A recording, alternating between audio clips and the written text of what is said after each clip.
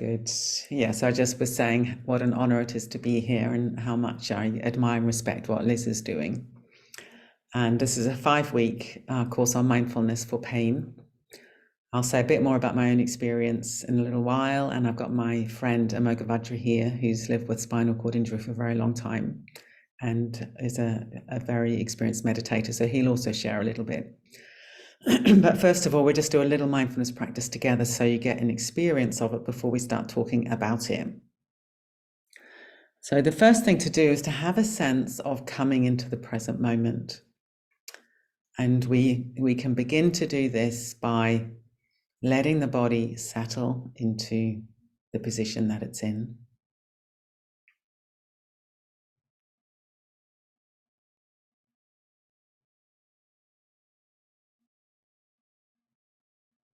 And having a sense of arriving a little bit more in the present. You might find that your mind is still being dragged into the past or the future. That's completely normal. But every time you notice that, just have a sense of coming back.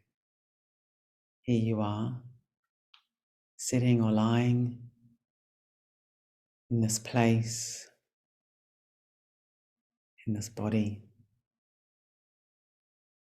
with a mind that thinks, but you don't need to be swept away by that. You can notice being distracted, as it were, and in the noticing, you can choose to come back into the present.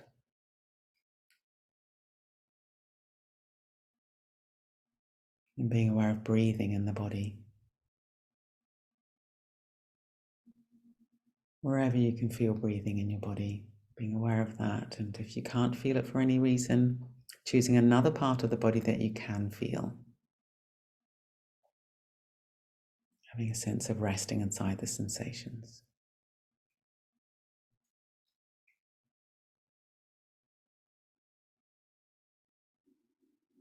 Having a quality of resting in the here and now.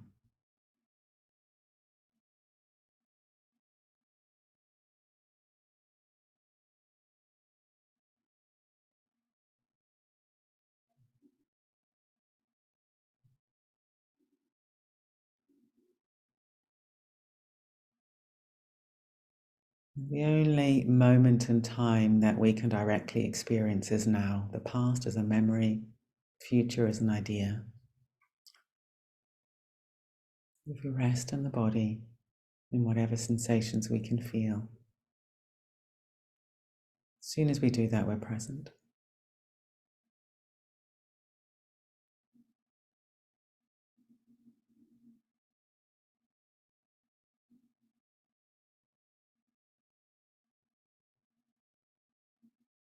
Now broadening awareness a little bit, we're staying centered, grounded, but being aware of the room around us, any other people in the room, the sense of being here together with others, all curious about the mind, how we might manage our pain a little bit better. There's 20 of us now. So opening our eyes when we're ready.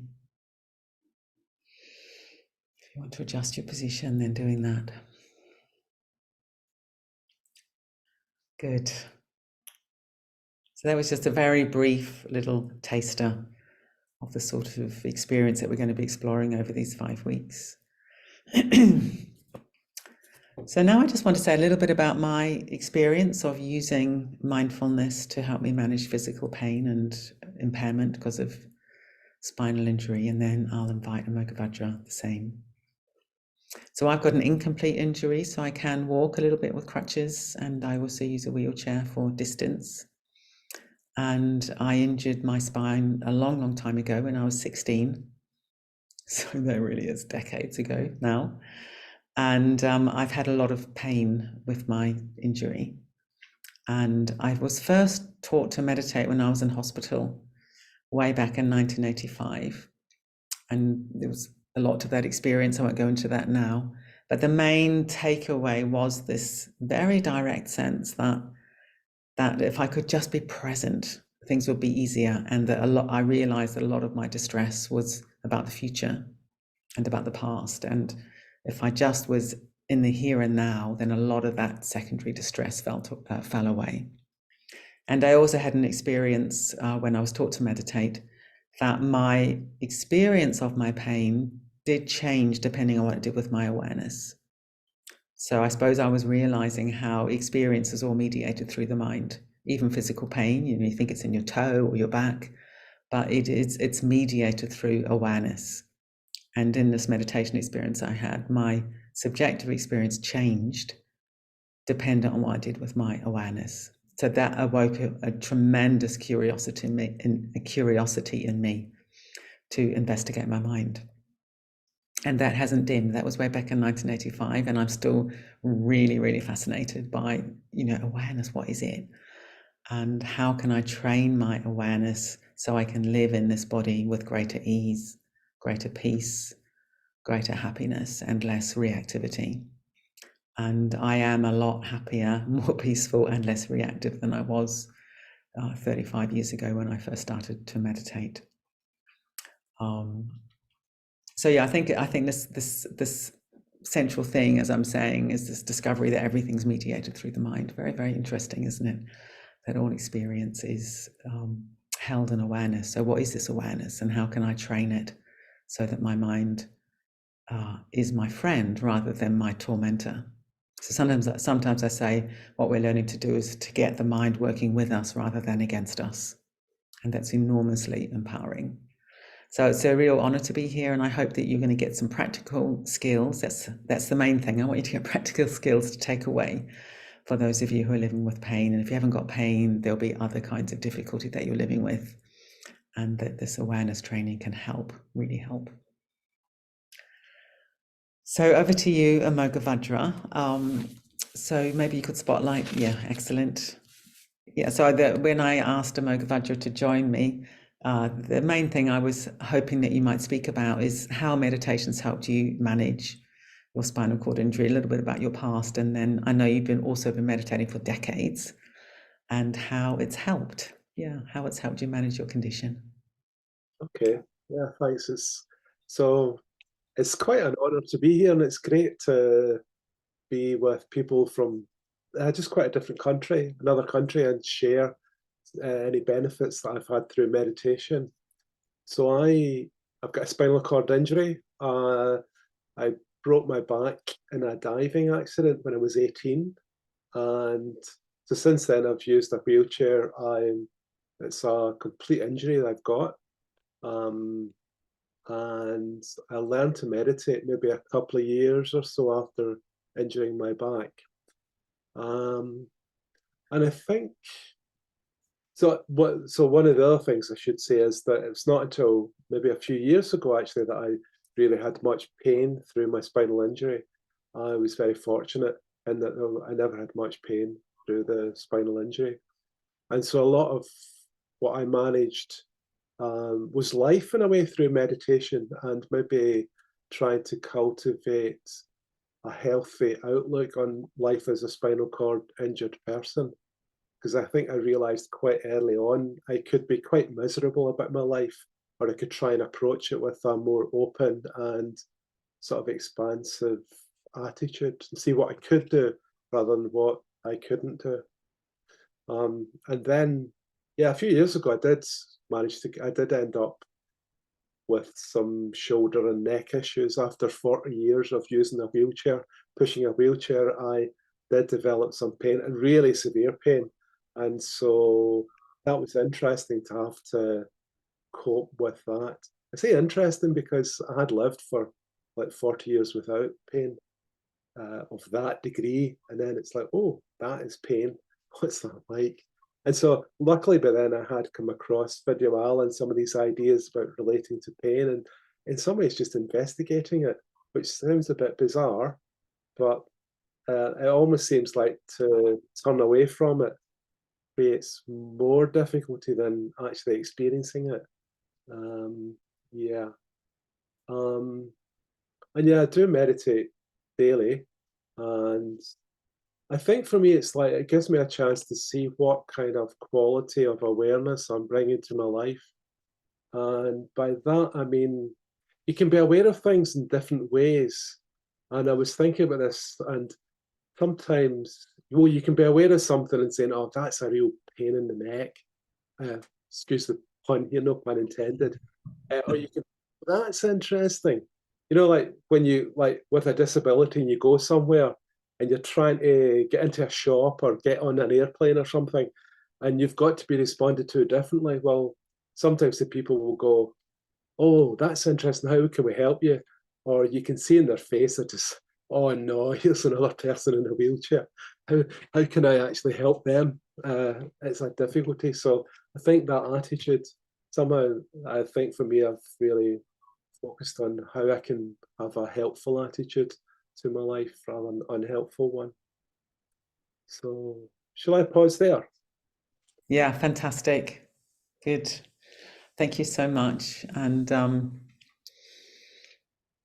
yeah, I think that you've exemplified something there, you know, that and I know that your pain was really severe that came on a few years ago. And to have an attitude, this is interesting, rather than, you know, the pain, like, how can I get curious about this experience and my reaction to this experience, rather than it just being, oh my God, this is terrible and I can't bear it.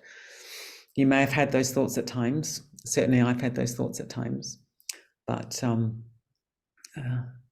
ultimately they're not going to lead to ease, are they, if we get completely lost in that kind of response. So let me now, I'm just going to share my screen and show you a few slides. Good. Can you see that okay? Yeah. Just to give you a bit of an overview and then go into the theme for this evening. So the overview of this 5-session course is mindfulness techniques for pain. That's what Liz asked me to cover. And it's quite broad, so it can be physical pain, it can be emotional pain, it could be just the pain of struggling with a disability in the world. But any kind of difficulty, you know, how can we relate to that in a new way? And so tonight we're going to look at how to distinguish between primary pain and secondary pain, and I'll go into that in a moment. Then next week we're going to look at how to use breath awareness to release tension. And then the next week, how to get perspective on our thoughts with a kind and positive attitude, because obviously our thoughts can be very, very loud, can't they? And sometimes they can be tormenting. But with mindfulness, we can learn a different way of relating to our thoughts. And then we're going to look at pacing. So how to actually sort of manage our energy throughout the fluctuations of good and bad days. Then we got a week off because I think it's Thanksgiving or something over there, which is a sacrosanct day, I believe.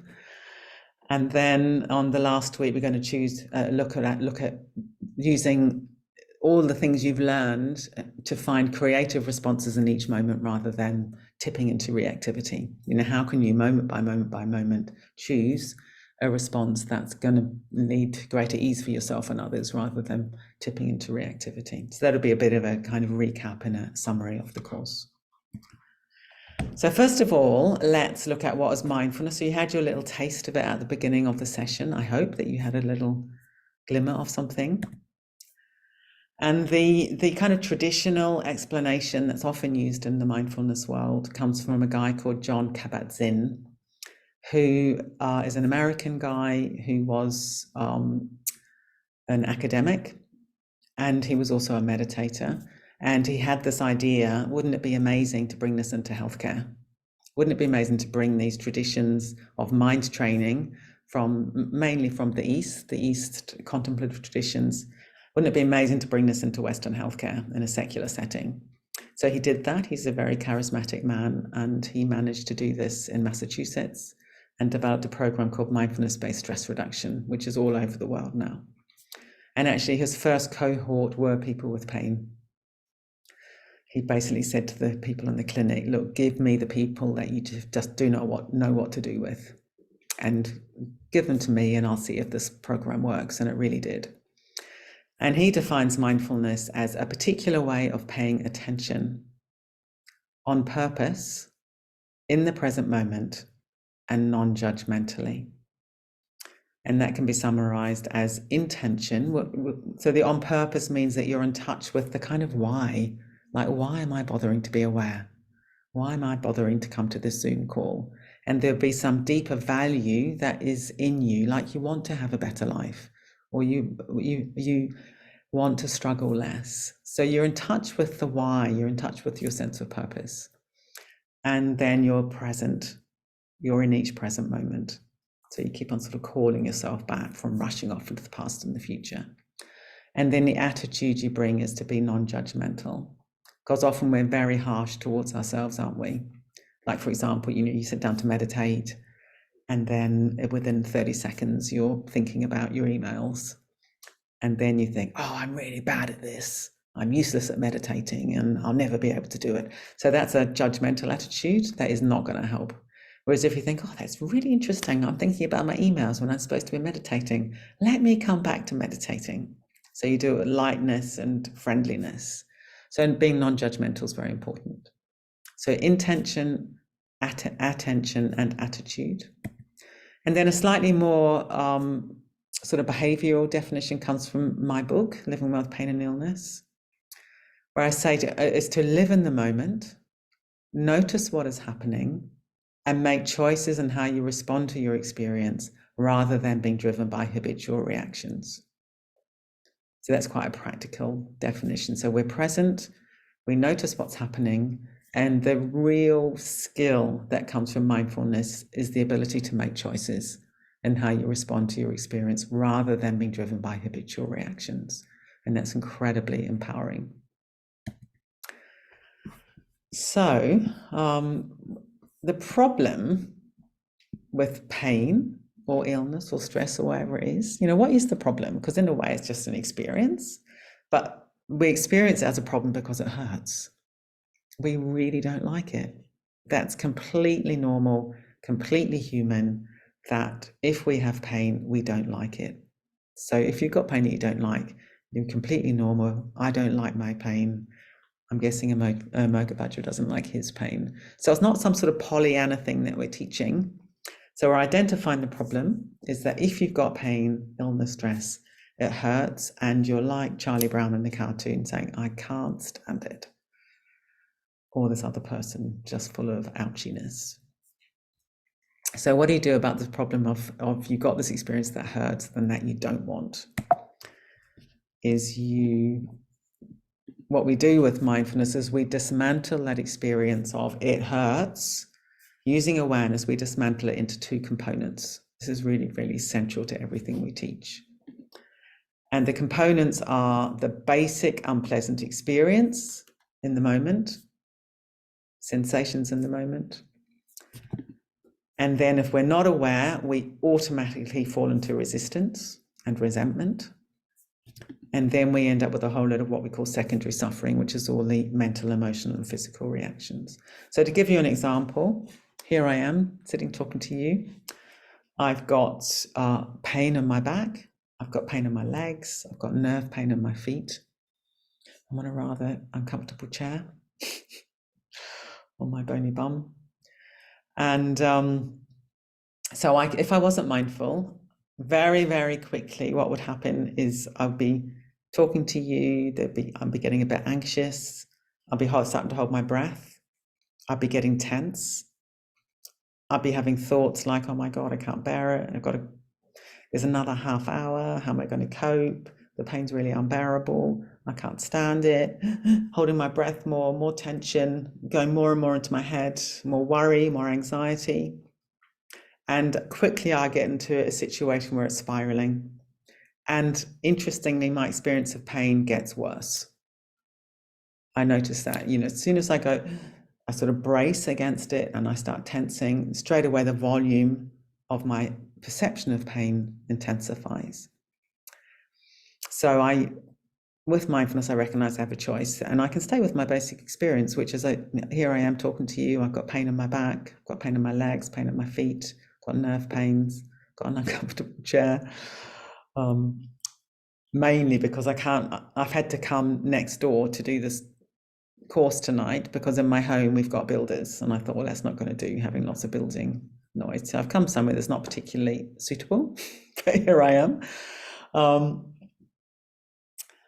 But it's quite simple. If I just stay with the actual experience without tensing against it, the volume dials down. I can be really engaged with you. I can enjoy talking to you. And the pain's just there as part of my moment by moment experience, which is really, really different from if I'm braced and tense and I'm worrying and anxious and fearful and catastrophizing. So in the Buddhist tradition, interestingly, there's a really fantastic metaphor for this, where it's said that if you have pain, physical pain, it's as if you're pierced by an arrow. And that the untrained person, the person who hasn't trained their mind, knows of no other response than to resist and resent that pain. And it's as if they're pierced by a second arrow. So now they have the pain of two arrows. The person who's trained their mind still will have unpleasant physical experience sometimes. And so they're still pierced by the first arrow, but they don't resist and resent that arrow. And so they don't have the pain of the second arrow, and they only have the pain of one arrow. And I like this image because in my own experience, you don't just get one. It's not just like one second arrow. You literally, if you use that metaphor, it's as if you've got all these arrows coming at you with every reaction. They're piling up on each other, and it's as if you're just getting more and more and more these, what are called, the second arrows. But we can learn just to live with the first arrow.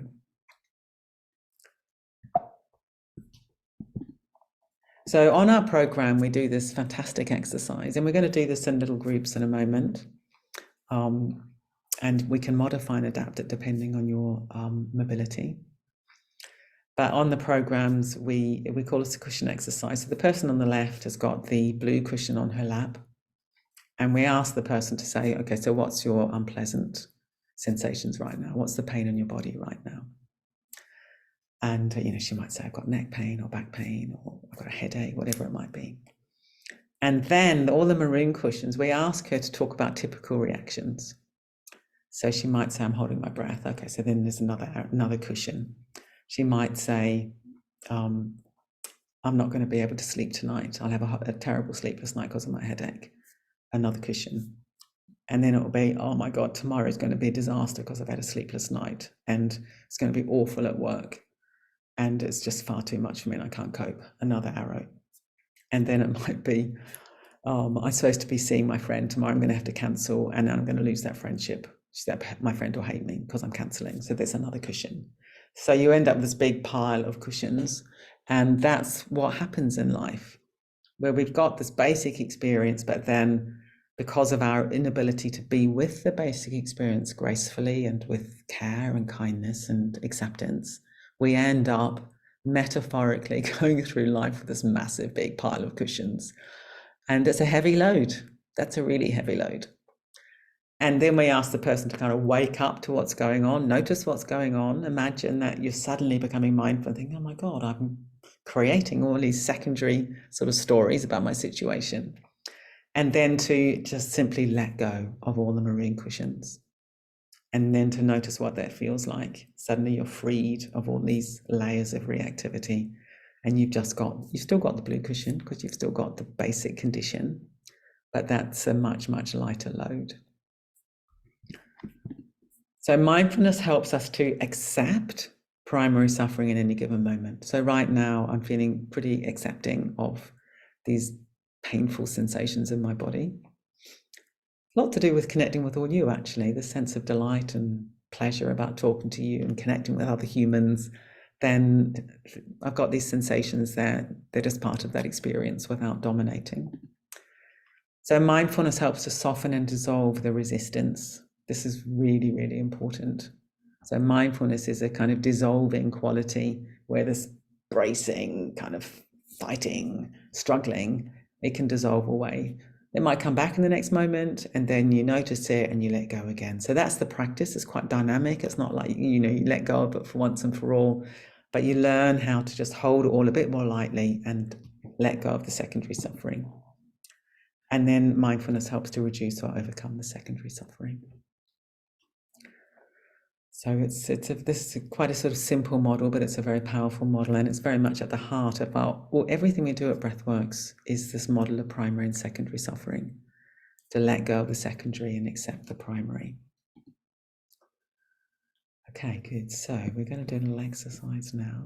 Just see what the time is. Oh yeah, that's perfect timing. Very good. So what I'd like you to do is in groups of 3, and I'm sorry, Liz, I forgot to tell you to prepare breakout rooms, but hopefully that's okay. I don't think I can do a breakout room in this meeting. I can't see them down there either. Oh, there is, but I've never done it before. Yeah, interesting, because normally there's breakout rooms. Look at more. So I don't, maybe I'm not I am a co-host, aren't I? No, you're not. Yeah, I don't have. If you make me sorry, everybody. You can I will. Make me a co-host, and I'll see if I can quickly do it.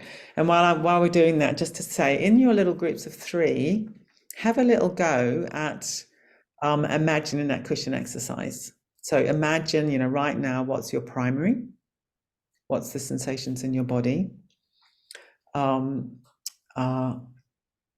Or it might be energy, it might be buzzing, it might be absence, that might be painful.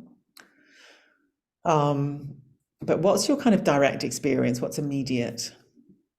That's unpleasant. And then just be aware of that. And then remember the ways you habitually react to that. So the sort of thoughts that arise, like, oh my God, it's unbearable, it's going to go on forever. Or anxiety or fear, secondary tension, pushing, whatever it might be. And in a little group, so one person has a go and describes it, and then just imagine letting go of all those secondary reactions. And then the next person has a go, and then the third person has a go in your little groups. And I'll leave it up to you to work the timing out. Welcome back, everybody. We'll just wait a few minutes for everyone else to come back in.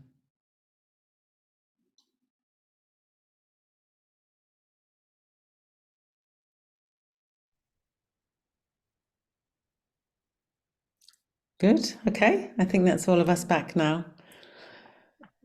Good. So would anyone like to say what you noticed doing that?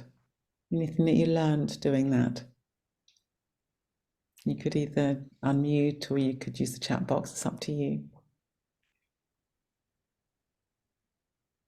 I liked meeting.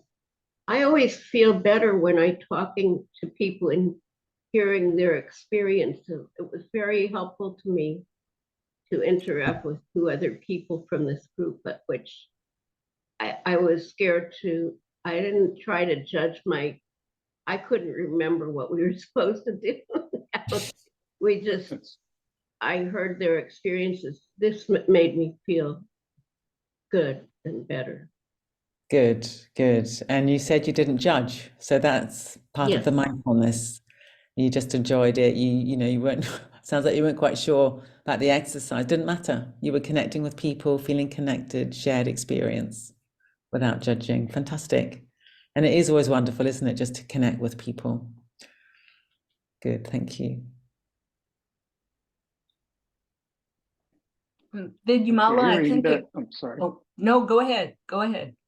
So after hearing that from another chat, that's exactly what we were doing as well. And you're right, it does make you feel a little better.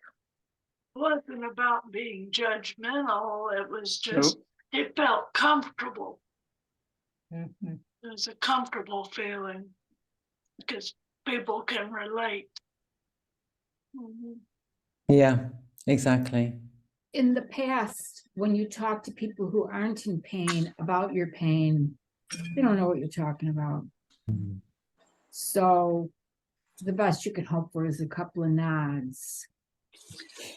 Somebody had suggested too in our group that to do like this mindfulness, like as a suggestion to maybe approach it, doing it at the same time each day. Because personally, I'll get very distracted.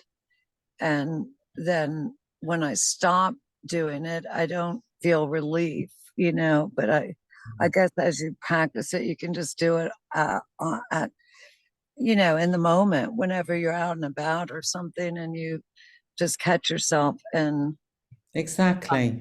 But Yeah, that's it exactly. Just catching yourself when you're out and about. And also, you could do a longer meditation practice, and it is good to do it at the same time each day if you can, to have a sense of routine. And maybe, Liz, what I should do is send a recording that you could send on to people. Do you have all these people's email addresses? Yes. In fact, other people who could not show up today, which is why we're recording it, there are people who would like to know what we talked about and to share. I'm happy to share. I share with everyone who registered. So, and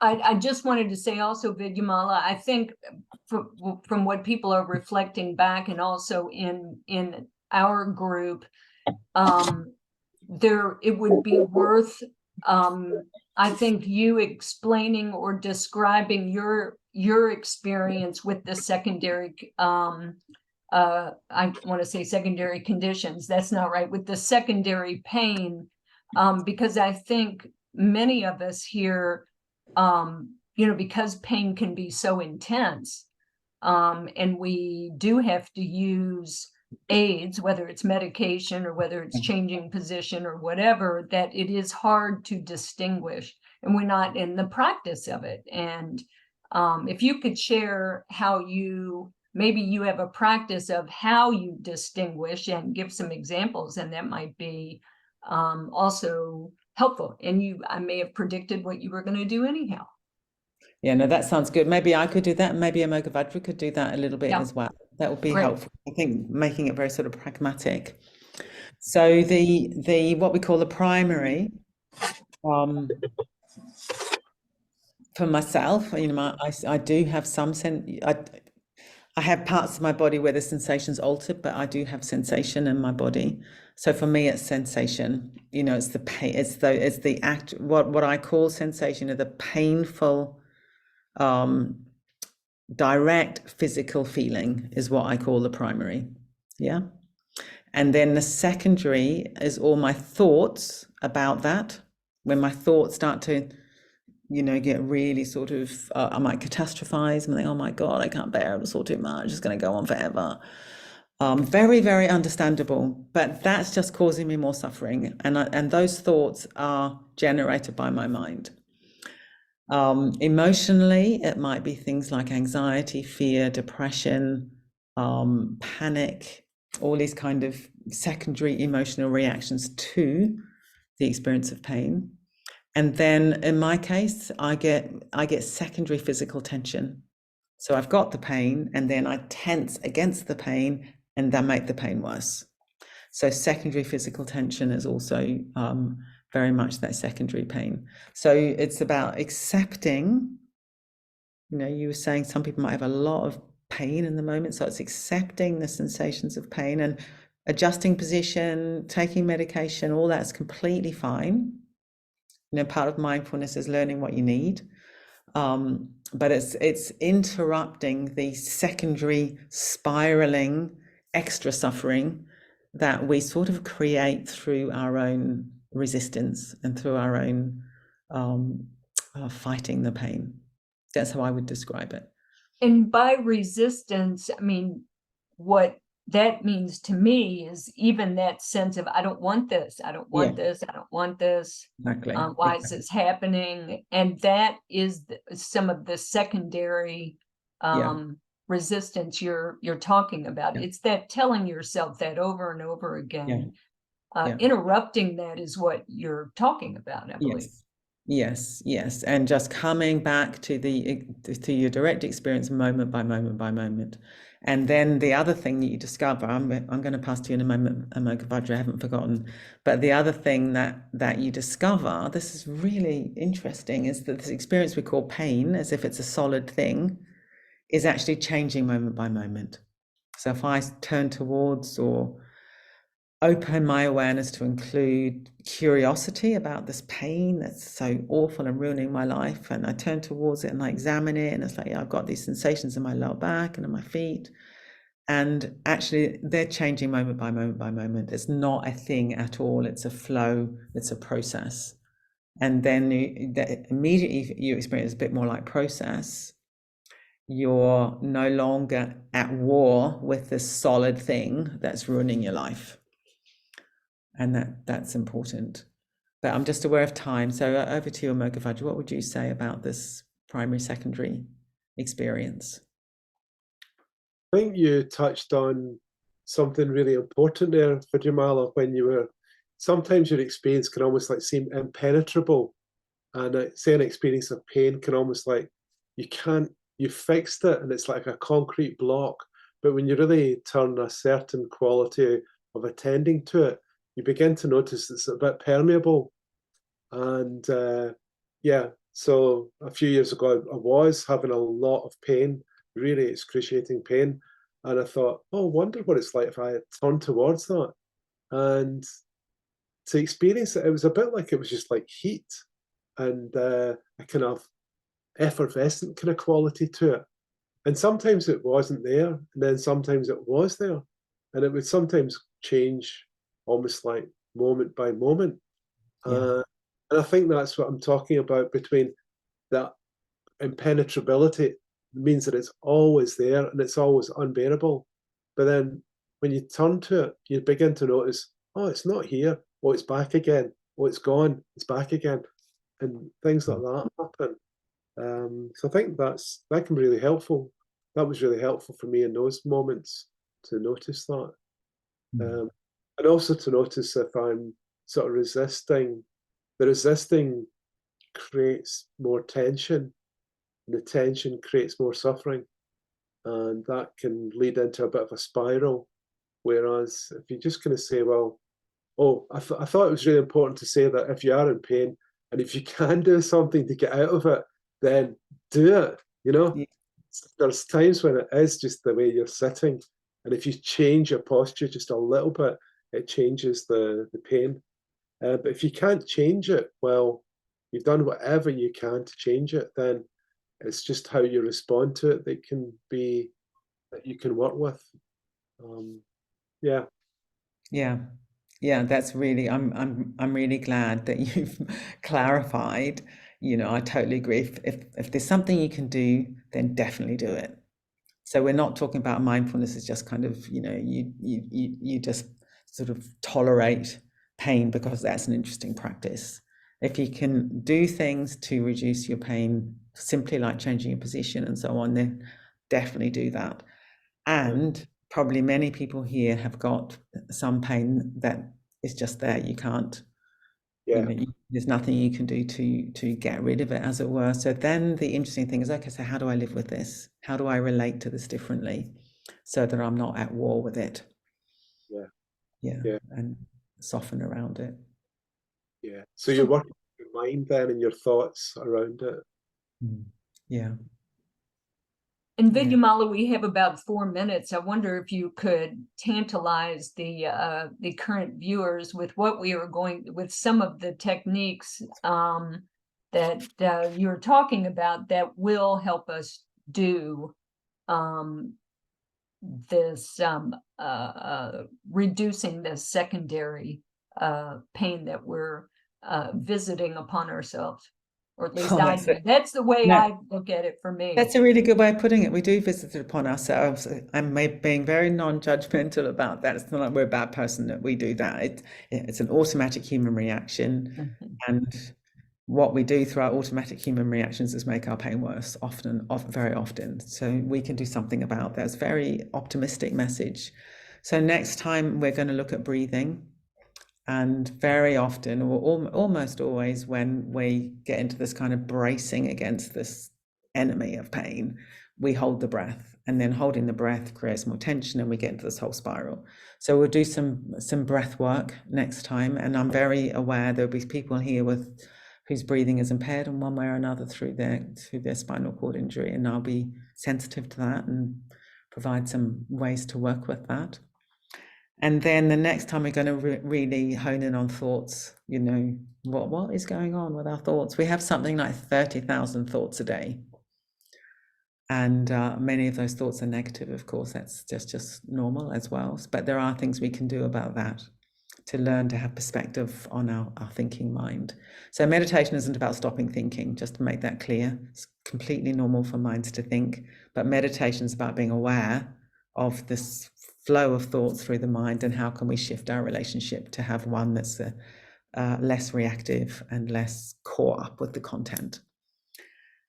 And then the next time we're going to look at pacing, how to manage our energy when we've got a health condition or a spinal cord injury, or our energy is limited in one way or another, and that'll be quite practical, some practical tips.